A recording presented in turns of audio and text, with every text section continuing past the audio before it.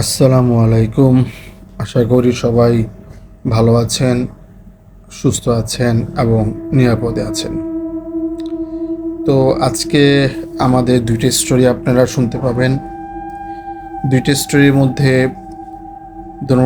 দুইটা স্টোরি আজকের collected story. একটি আমার কালেক্টেড করা, এটি আমি শুনেছিলাম প্রায় আপনার মোটামুটি অনেক বছর আগে। আর সেকেন্ড যেই আপনার কাহিনীটি, এটিও আমার কালেক্ট করা। তো যাই হোক, আমি আপনাদেরকে শুরু করার আগে কিছু কথা বলতে চাই। যেহেতু আমাদের চ্যানেলটি নতুন, আমাদের চ্যানেলটিকে অবশ্যই সাবস্ক্রাইব করবেন, শেয়ার করবেন, লাইক করবেন এবং বেল আইকনটি প্রেস করে দিবেন। আমাদের ভুল ত্রুটি হলে অবশ্যই ক্ষমা সুন্দর দৃষ্টিতে দেখবেন, এটা আমরা আশা করি। আর আমাদের সাথে থাকবেন যাতে আমরা বহুদূর যেতে পারি। যাই হোক, আর আমাদের ইমেল অ্যাড্রেসটি হলো bhutghanta@gmail.com। এখানে আপনারা আপনাদের স্টোরি পাঠাতে পারেন লিখে বা অডিও ক্লিপ। আমরা অবশ্যই তা আমাদের চ্যানেলের মাধ্যমে প্রচার করার চেষ্টা করব। তো এই ছিল আপনার আজকের ইন্ট্রোডাকশন। এখন আমি প্রথম ঘটনায় চলে যাচ্ছি।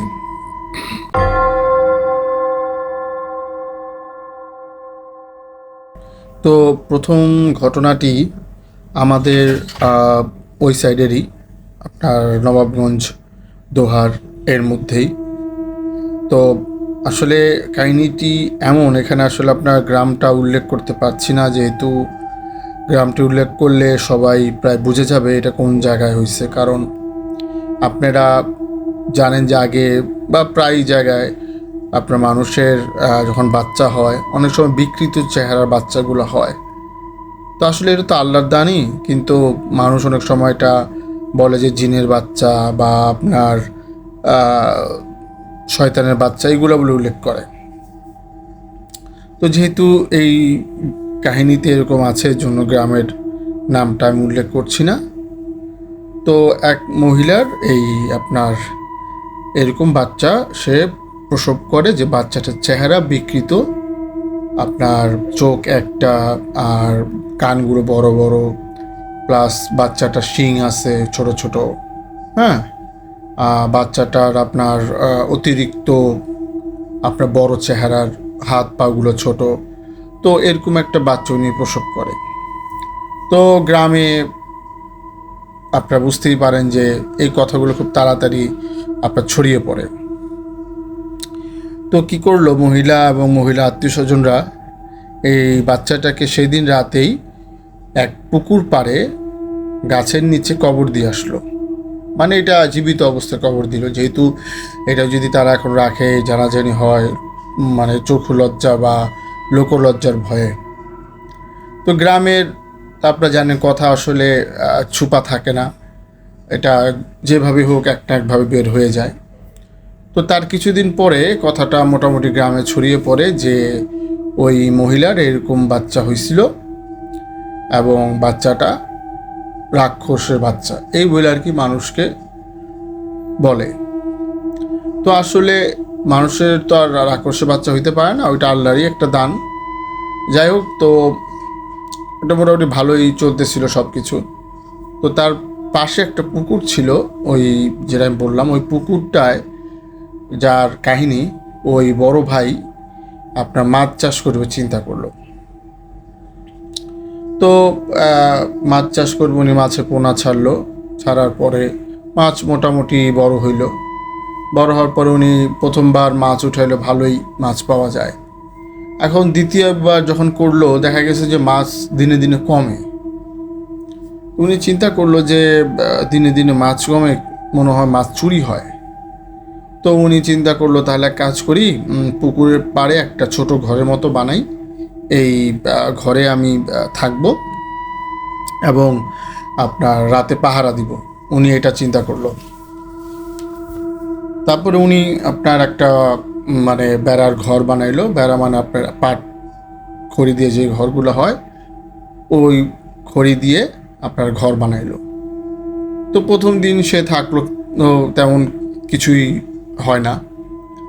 তো দ্বিতীয় দিন সে মানে তার কানে আসতেছে, সবাই বলা বলি করতেছে, যেমন আমরা বলি না মাছ ধরার সময় মাছ ধর, এই মাছ চলে গেল, বা এই জালটা ধর, এরকম কথাবার্তা শুনতেছে উনি। তো উনি ভাবতেছে হয়তো বা চোর টোর কেউ আসছে। তো উনি টর্চ লাইট নিয়ে বের হইলো।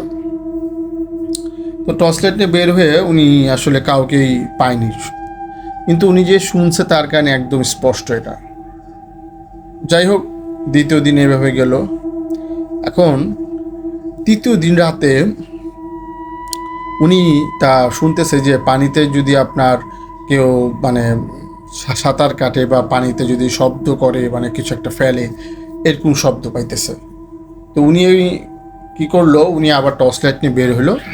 বের হয়ে উনি আপনার পুকুরের মধ্যে টর্চ মারলো, দেখলো যে 4-5টা শেয়াল পুকুরের একদম মাঝখানে।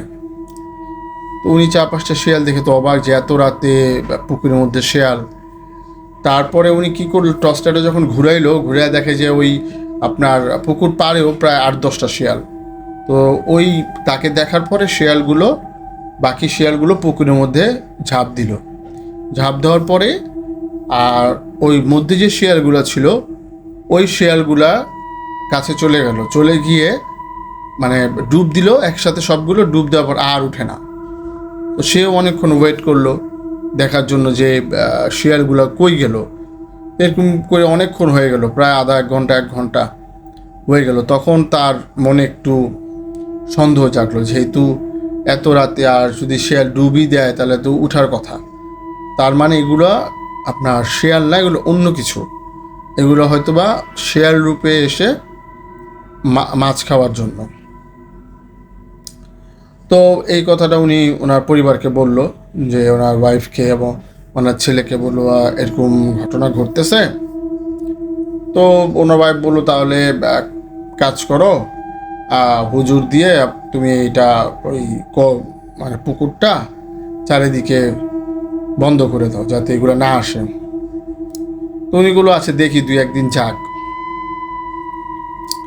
তো পরের দিন উনি সন্ধ্যাবেলা খাওয়া দাওয়া করে ওই পুকুরে গেল, আবার পুকুরের পাশের ঘরে রাতে শুয়ে আছে।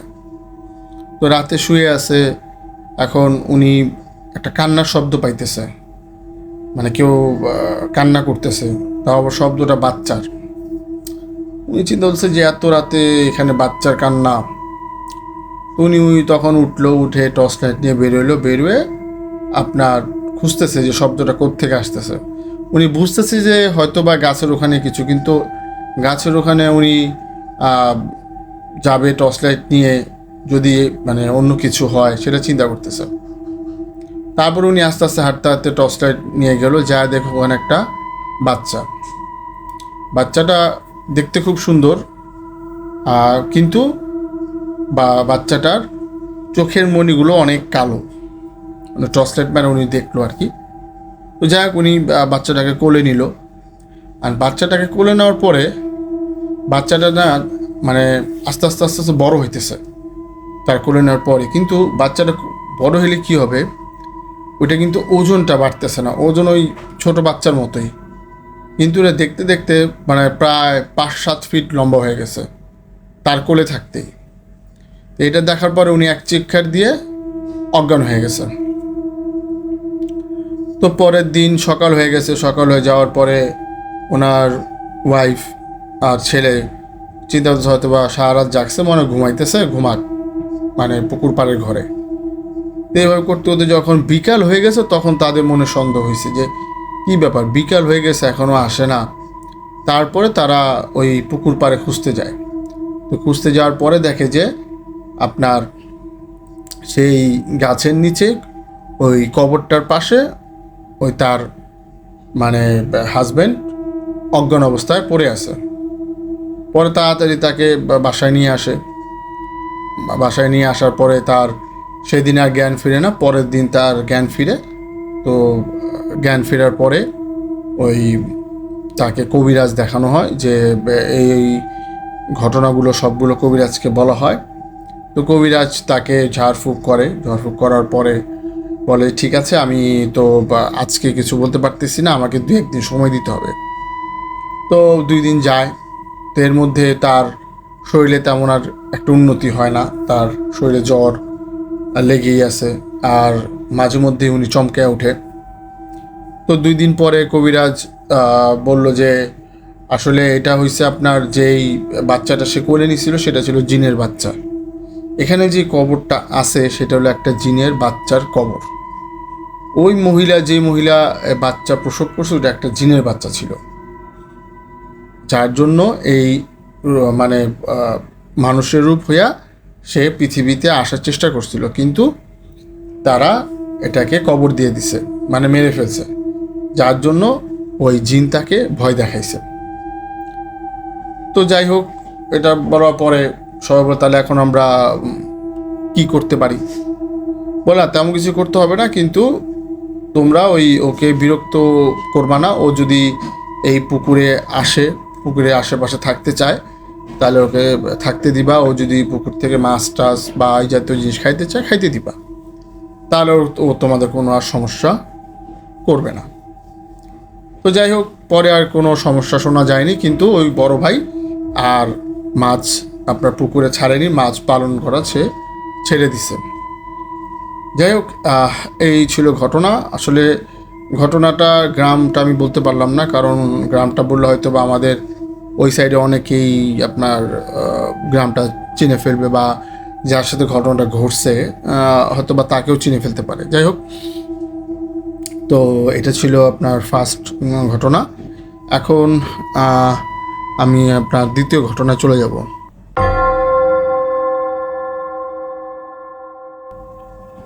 তো দ্বিতীয় যেই ঘটনাটা, এটাও আমার কালেক্টেড ঘটনা। এই ঘটনাটা আমারই এক ফ্রেন্ডের ছোট ভাইয়ের সাথে ঘটে গেছে। তো তখন মোটামুটি আপনার ধরেন 20 বছর বা 22 বছর এরকম আগের কথা। তো আমার সেই ফ্রেন্ডের ছোট ভাই মানে ও গ্রামে থাকতো, আর আমার ফ্রেন্ড থাকতো ঢাকায়। তো ওর ছোট ভাই আপনার বিকেলে খেলতেছে মাঠে। তো এই সময় ওর মানে মা ডাক দিছে যে এদিকে আসো, তো তোমার নানার অবস্থা খুব খারাপ, আমি এখন তোমার নানাকে দেখতে যাব। তো তো আমি যদি লেট হয় তাহলে তুমি এই খাওয়া দাওয়া আছে ফ্রিজে, তুমি এটা গরম করে খেয়ে নিও। এখন আমার ফ্রেন্ডের ছোট ভাই, ওর নামটা বলে দিই, ওর নামটা ছিল টিটু। তো টিটু চিন্তা করলো আচ্ছা ঠিক আছে, ছোট মানুষ, ও তখন 8-এ পড়ে। তো ও খেলাধুলা করে সন্ধ্যাবেলা বাসায় চলে আসলো। তো হাত মুখ ধুয়ে ফ্রেশ হলো, তারপরে স্যার আসলো। তো স্যার আসার পরে ও মানে পড়তেছে, পড়ার মধ্যে এখন স্যারকে তো নাস্তা দিতে হয়। তো পাখির ঘরে গেছে। পাখির ঘরে যাওয়ার পরে ও যে একটু দূর থেকে দেখতেছে, আপনি দেখবেন যে আমরা একটু দূর থেকে পাখির ঘর অনেকের বাসায় দেখা যায় যে কি যেন একটা কালো অবয়বের মতো জানলা দিয়ে বের হয়ে গেল। তো ওরও সেটা তো চিন্তা করে না, ও হয়তো ভাবছে বিড়াল টিলার হবে, কিন্তু অনেক কালো ছিল তো অত বুঝতে পারেনি। তো যাই হোক, স্যারকে নাস্তা এনে দিল। স্যার নাস্তা করে আপনার ওই টিটুকে মানে পরে ওর স্যার চলে গেল। তো রাত্রেবেলা মানে তখন তো রাত হয়ে গেছে, ওর আম্মু, আমার ফ্রেন্ডের আম্মু আসতেছে না। তো যাই হোক, এখন টিটু চিন্তা করলো যখন তো ক্ষুধা লাগছে, এখন তো আমার খাওয়া লাগবে। তো ও পাখির ঘরে গেল, পাখির ঘরে যে খাওয়া দাওয়া একটু গরম করলো, করে ও খাইলো। এখন যখন ও খাওয়া গরম করতেছে, আপনার জানলা দিয়ে ওদের ওখানে একটা আপনার বকুল গাছ আছে। সেই বকুল গাছের ওখানে দেখতেছে কে যিনি দাঁড়িয়ে আছে। ওখানে নর্মালি কেউ যায় না। হ্যাঁ, ওই জায়গাটা সম্পর্কে ও জানে যে জায়গাটা তেমন একটা ভালো না। তো মানে ওর মার কাছ থেকে শুনছে যে ওখানে খারাপ জিনিস আছে, জিন টিন আছে আর কি। তো তাড়াতাড়ি ও জানলাটা বন্ধ করে দিছে, ভয় পাইছে আর কি, ছোট মানুষ। তো জানলাটা বন্ধ করে দিয়ে এসে আপনার খাওয়া দাওয়া করে, তো এখন ও মানে শোয়ার আগে আবার বই পড়তো, বই পড়ার অভ্যাস ছিল।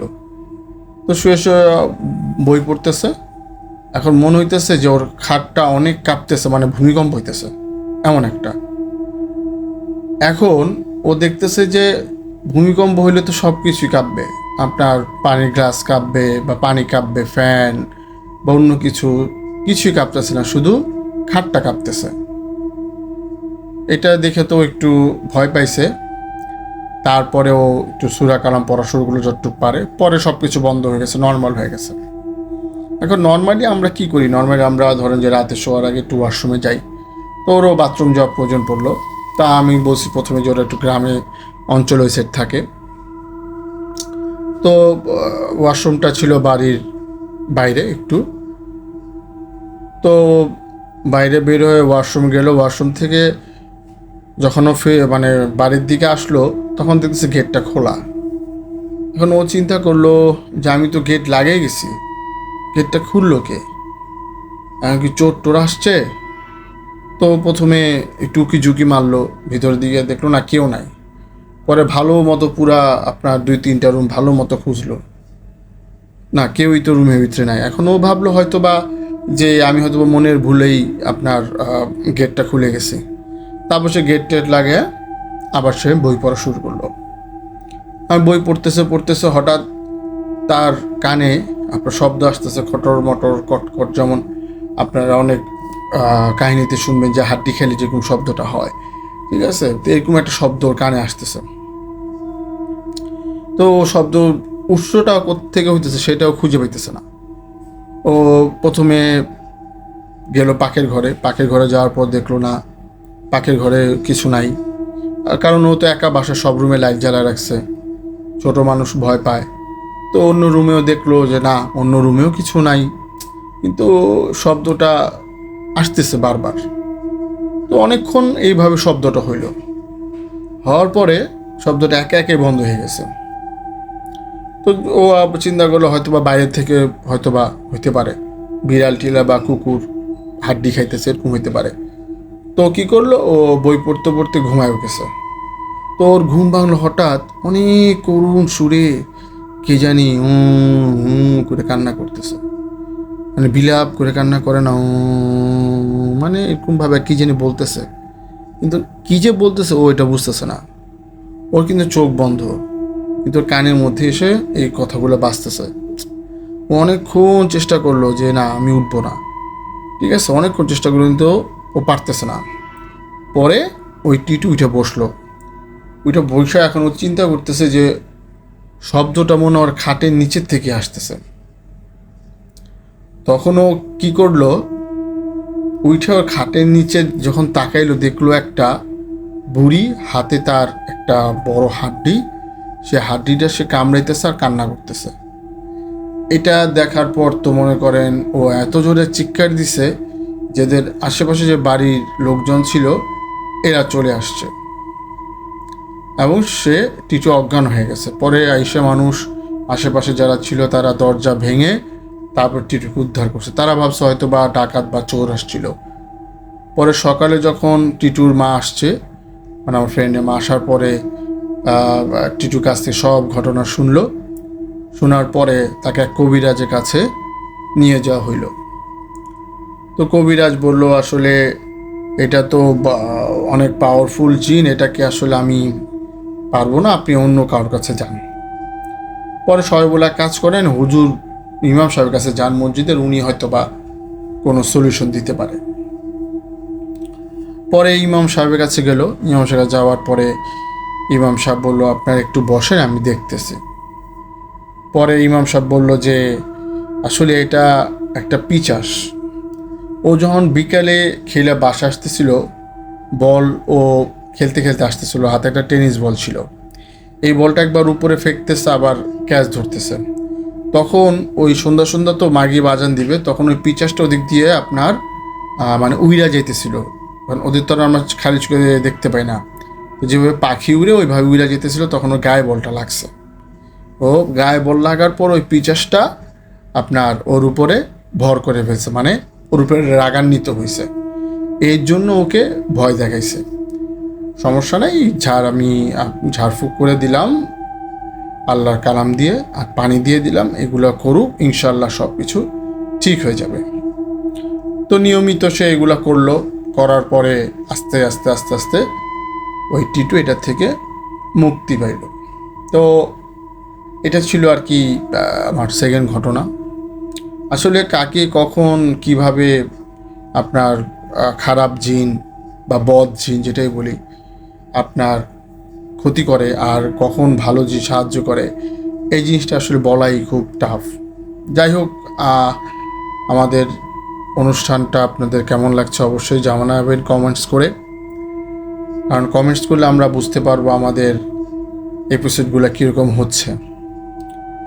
আর আমরা একটাই বলি, আমরা যেহেতু নতুন, অনেক ছোট, আমাদেরকে একটু সাপোর্ট করবেন, আমাদের চ্যানেলটা সাবস্ক্রাইব করবেন, আর আমাদের চ্যানেলের গল্পগুলো শোনার চেষ্টা করবেন পুরোপুরি, আর আমাদের সাপোর্ট করবেন, আমাদের সাথে থাকবেন, আর বেল আইকনটি প্রেস করে দিবেন যাতে আপনারা ভিডিও আপলোড হলেই সাথে সাথে পেয়ে যান। আর বেশি বেশি করে আমাদেরকে শেয়ার করবেন, লাইক করবেন। এই বলে আজকে শেষ করছি। সবাই ভালো থাকবেন, আমাদের জন্য দোয়া করবেন, আমরা আপনাদের জন্য দোয়া করব। আসসালামু আলাইকুম।